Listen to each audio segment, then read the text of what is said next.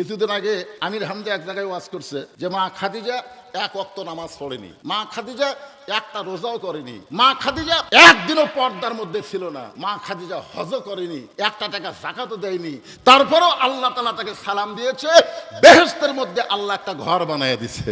এইটা আমির হামজা বলার পরে ফেসবুকে সেই সমালোচনা, যারা জানে না তারা তো সমালোচনা করবেই। এখন কতগুলা ফেসবুক মুক্তি হচ্ছে, জোরে কোন কথা ঠিক কিনা? এখন এইটা দেখে কেড়ে খাদিজার শানে এরকম বেয়াদবিমূলক উচ্চারণ করলো।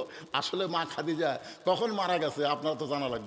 আল্লাহ রাসূল যে মেরাজ করেছেন, মেরাজ করার কিছুদিন আগে মা খাদিজা দুনিয়া থেকে বিদায় নিচ্ছে। তাহলে মা খাদিজা যখন বিদায় নিল তখন নবী নামাজই পায়নি, নামাজ পাইছে মেরাজের রজনীতে 5 ওয়াক্ত। তাহলে খাদিজা মারা গেল কখন? নামাজ পাওয়ার আগে না পরে? আগে যদি মারা যায় নামাজ কোথায় পড়বে?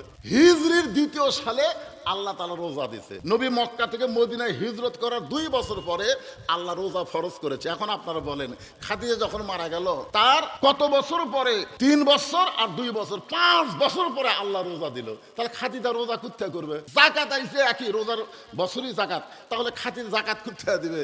হজ আইছে একেবারে হিজরতের 9ম বছরে হজ ফরজ, তাহলে খাদিজা হজ কোথায় হবে? আপনারা বলেন খাদিজার সময় পর্দার কোনো আইনই ছিল না, তাহলে খাদিজা পর্দা কেমনে করবে?